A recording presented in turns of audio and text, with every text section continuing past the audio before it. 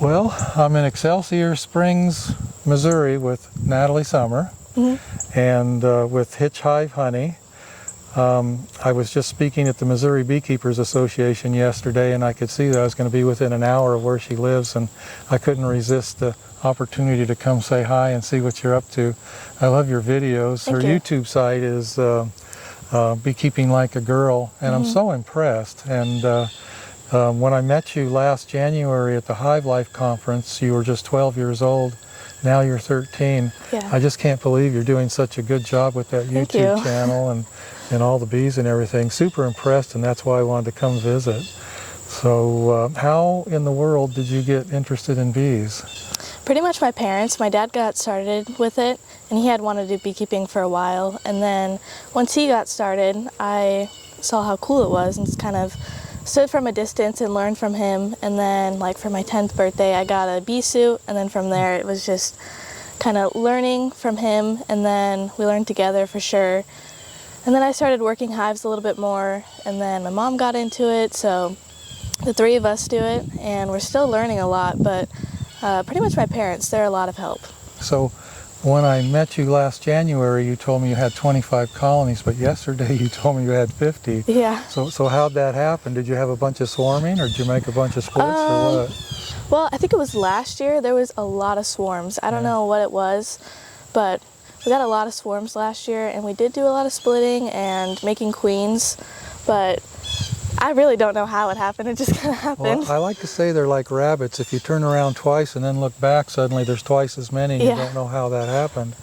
So I can't help but notice some of the really fancy designs. Is that your hand over there painting that box? Yeah, it was just something I tried out. But yeah, well, the bees probably love it. Gives them a better, something better to look for, to find homes. So you have two older sisters? Yes. Are they not interested in the bees like you? No, not really. Okay. Yeah. Well, you're unusual, not in a bad way. You're unusual, and there's not a lot of people your age that are this passionate about bees. Now, you just got signed up for something with Jamie Ellis. Tell me about that. Yeah, the Master Beekeeping Program.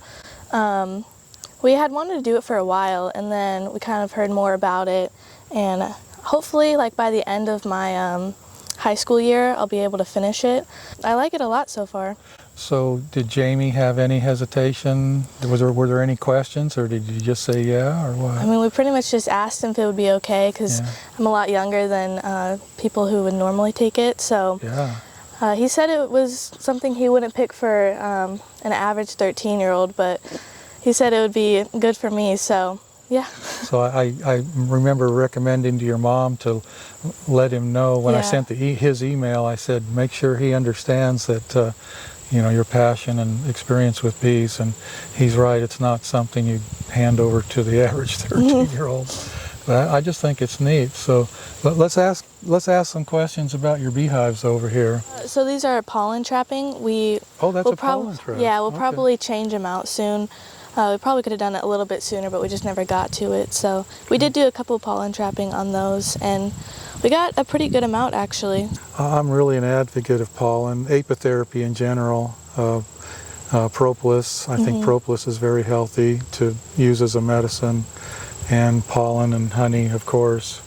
So I think there's a lot of new information coming out on all those products, and I think as the future unfolds, you're going to see more and more people looking for pollen and propolis and all that stuff. I can see that most of your colonies are double deeps. Is that what you prefer to run? Yeah, pretty much. Again, it's kind of what we have, but we're also doing double nuke boxes over there. I see that too. That's interesting. So on your honey production yard, or honey production colonies, I know not all of them would be considered production colonies if you catch a swarm or start a nuke, but on your production colonies, how much weight do you think you averaged this year with your honey? So about 120 or 120. Okay. And your dad said he didn't think that was a very good year, and so normally you make more than that? Yeah, or last year we did. Last year was a really good year for us. Wow. Yeah. Okay, so explain the double nuke situation back there. What's going on? So that's something that we tried, I think it was last year also, something that Michael Palmer had made.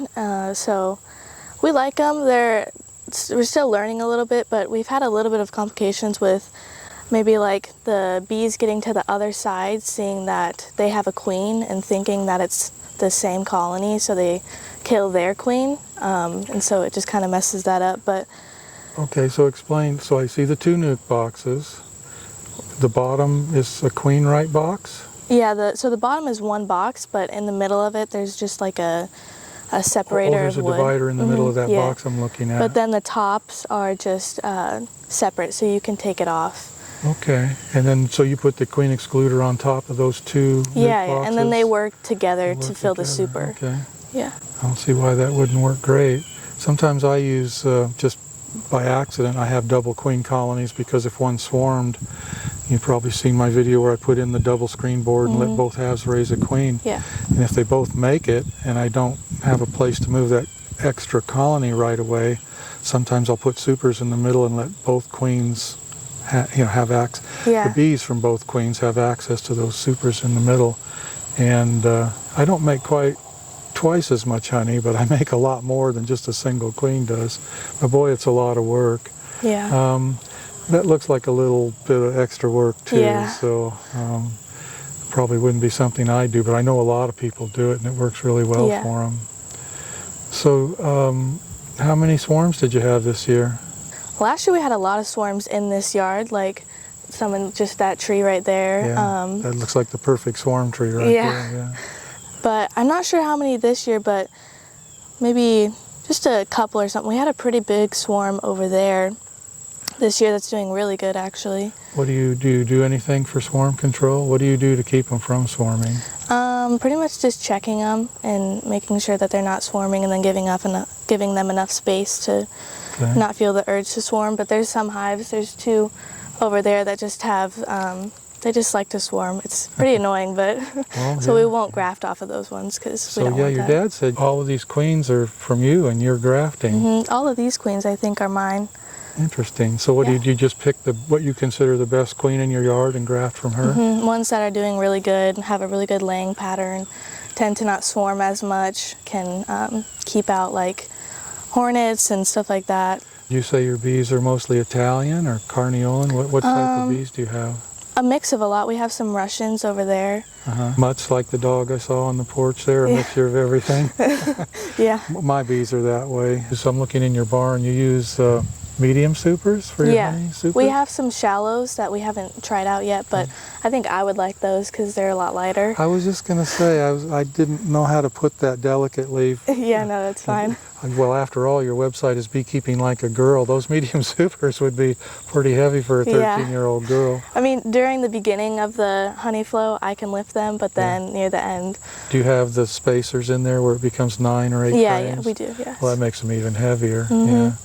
We sometimes have a lot of deeps as honey supers, and the older I get, the less I like them. So, yeah, we tried those this year. And I couldn't really see you doing deeps as a honey super. No, not me.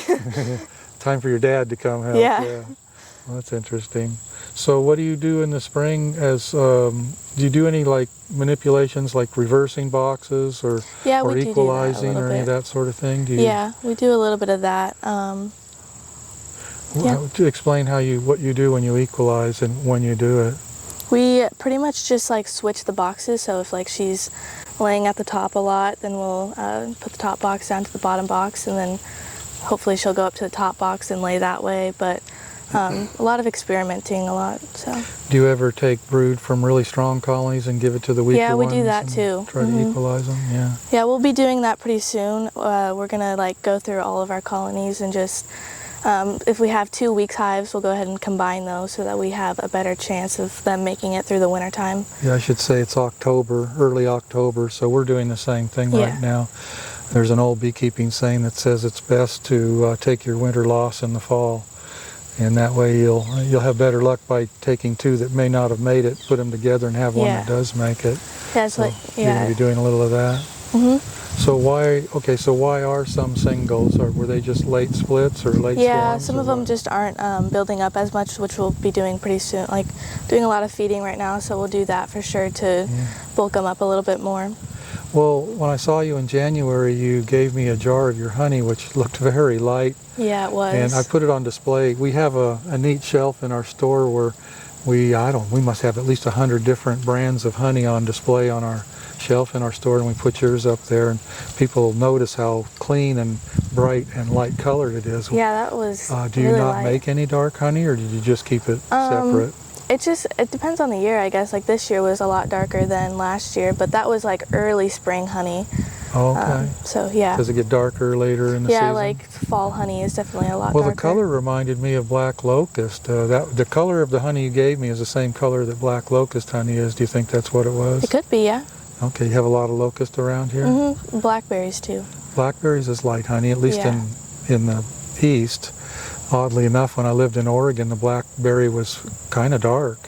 When I came out here, it was a big, it looked like the same blackberry variety to me, but I have no idea if it is, but I was very surprised to see that the blackberry honey was fairly light here. Mm-hmm. Yeah.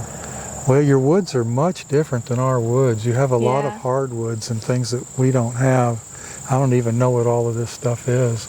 So, okay, so you got black locust, you got blackberry, but there has to be a lot more happening in these woods. What else do you make? Let me think about it. Oh yeah, lots of maple. We definitely have a lot of that. Okay. That's one thing that I definitely need to learn a lot more about, because I want to know a lot about that. I just wanted to at least put your mom on camera so people know who's behind the camera in your videos. So this is Dawn. Yeah. And I met her through emails, I guess. Yeah. So I see, and then your dad kind of disappeared, but he's part of the scenario too. Yeah, definitely. So you're really lucky to have parents that are so supportive in this. Mm-hmm. You really are. So how often do you get in the bees, Dawn? I like to say I'm more of the equipment mover and shaker a little bit, while her dad and Natalie work the hives. The majority of the time I run and grab boxes or frames or She's just feed. the assistant. I'm the assistant. They like, well, that's neat. yeah. That's a reversal, isn't it? Yes, and I'm also the one that cleans up the most. They have a tendency to, throw wax out, and I pick it up and save it. And who does the extracting? All of us, for the most part. Yeah, we all participate in the extracting. As you know, it's a lot of work, and Extracting's a lot of work. It's messy business, and so, like you say, somebody's got to clean that mess up. Yes, yes. So I'm really lucky. I've evolved to the point where I have employees, and I can say, would you clean that up for me, please? You guys can't That's do something that. we need to look forward to someday. Yeah. Well, that in mind, what's the goal here? I mean, what's the strategy? Where are you headed with this? Well, I mean, like for me, we joke around that I'm working for them, so I just kind of do what they want to do. And I guess our goal right now would be I would say 100, but we'd say 85 or something like that, and then just kind of get kind of out there, not a lot, just kind of have a little bit of being known in Missouri and stuff. And then for me, I would like to probably eventually would be commercial beekeeping would be really cool, but I don't know. I am also 13, so I guess I shouldn't really look at it too far ahead. You have time to change your mind about 10 times if that's your prerogative at this point. I do know some lady commercial beekeepers, and of course there's some strategies involved. They either run 8-frame equipment or they use the shallow supers like you were just showing me in the barn. You can do it. It's a lot of hard physical work. That's the only catch, and I think that's why there's more men doing it than women, but there's absolutely no reason that commercial beekeeping can't be in your future if you choose it to be.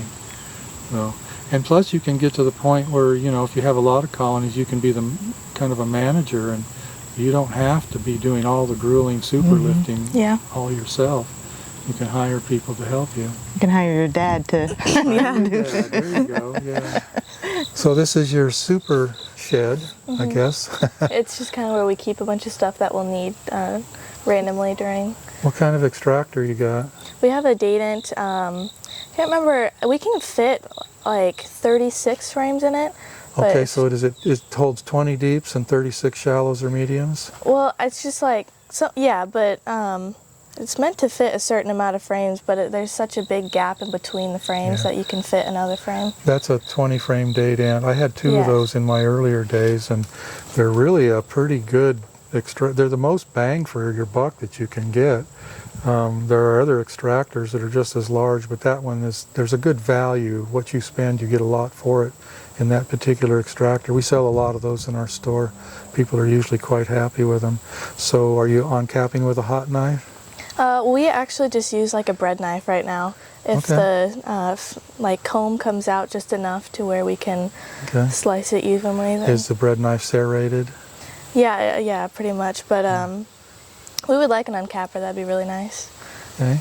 Do you ever make an effort to keep that knife hot or warm, or do you just No, use it? we've tried a heated one before, and it just wasn't our favorite. And we found that the bread knives work just fine, so we figured it was just kind of a waste of money to do that.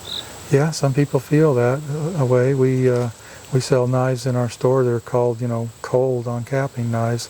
Some people will have two of them, and they'll keep one in a pot of hot water and use one for a while, and then when it starts to get gummy with propolis and wax, they'll swap knives, put that one in the hot water and get a fresh one.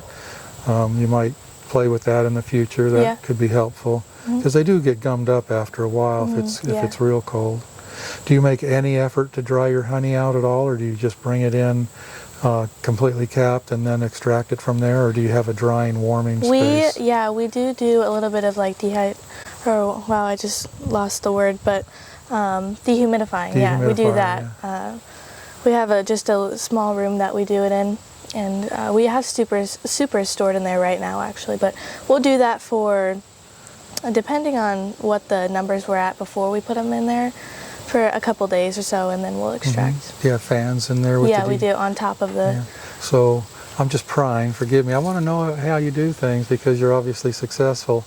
So when you bring your supers in, do you try to have them completely capped, or, like for instance, I leave a little bit on cap because that gets even drier, and when you're extracting it affects the whole mix and brings the moisture content even lower. Do you try to be completely capped, or do you bring it in a little on cap? So I have had a couple of videos out there about that, and I know there's a lot of different theories or whatever. There's a lot of different opinions on that, but for me, we just kind of go off the moisture content, and we can have half a frame capped and the other half uncapped, and the numbers are really good, so we don't really focus too much on that.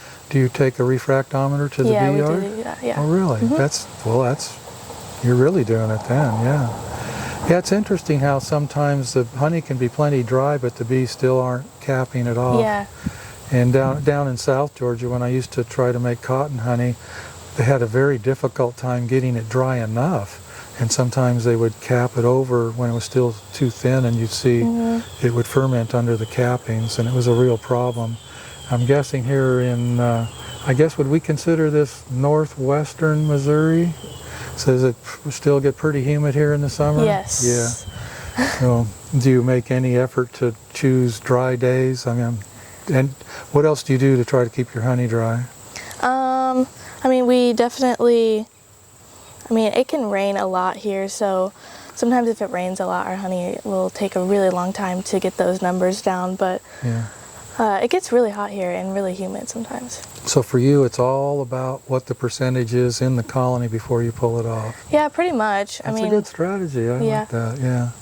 Yeah, I've never thought about it that. I do think about it that way, but I've never talked to very many people that actually take that approach as their main criteria. That's a pretty good strategy. Thank you. Of course, now when you get to 500 colonies, it might be a little different. Yeah. You might have to do things a little bit differently. We still kind of go off, we're not testing each frame, just testing like a frame or two. Typically the outside frames, because those are the ones that they work, last, but I'm not 100% on that. Yeah.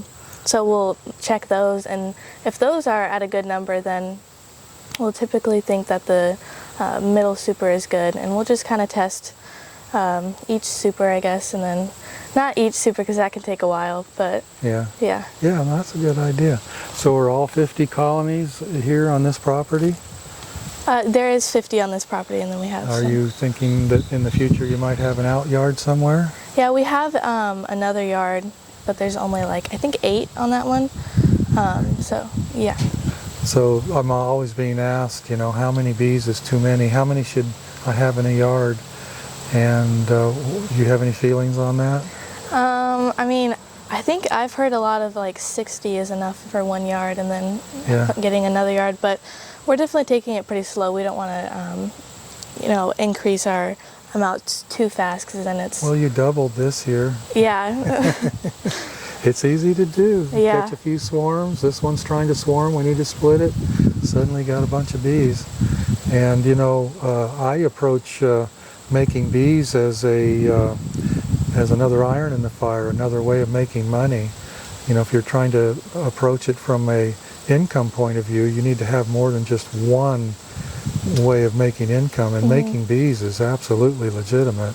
You can either make nukes and sell them, or you can keep making beehives and then keep cycling out some hives every year too.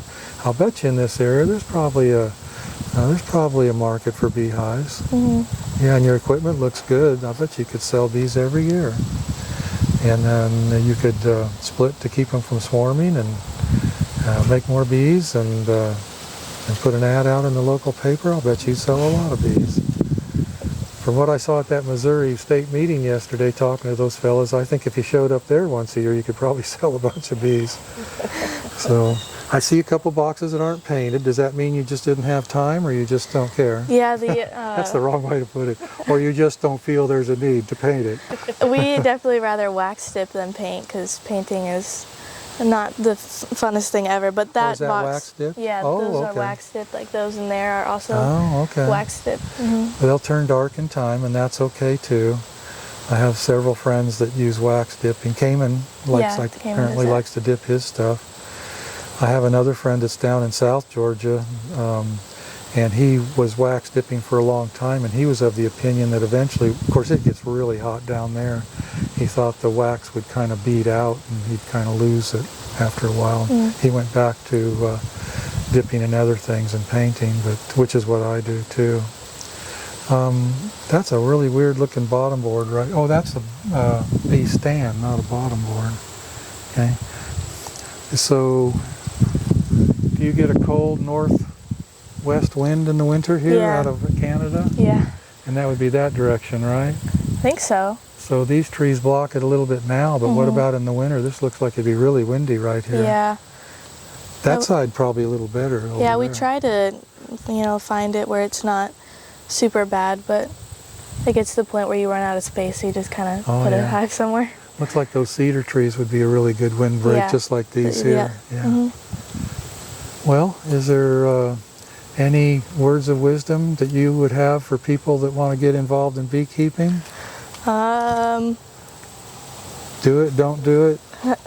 I think do it. Just start really slow because it's definitely not what you think. It's very unexpected. It's a lot harder, and bees are very complicated. And we'll never know everything about them, but... That's true, yeah. So hard work, perseverance. I like to tell people, they say, what do I need to be successful at beekeeping? And my first recommendation is tenacity.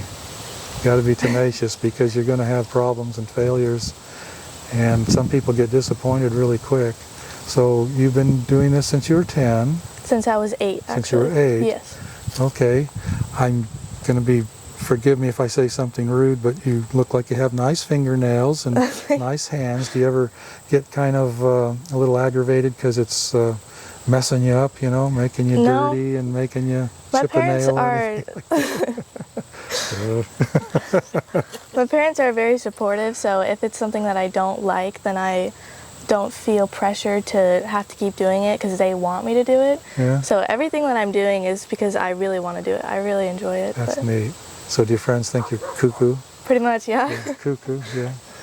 Okay, well I have a few friends that think I'm cuckoo too, so that's okay. Cuckoo's okay. All right, well I really appreciate you letting me spend this time with you. I've been looking forward to this visit, and I'll do some editing on this and put it together and let you look at it to make sure you feel like you didn't say anything that'll get you thrown in jail or something like that. I always do, that's okay. All right, thanks a lot.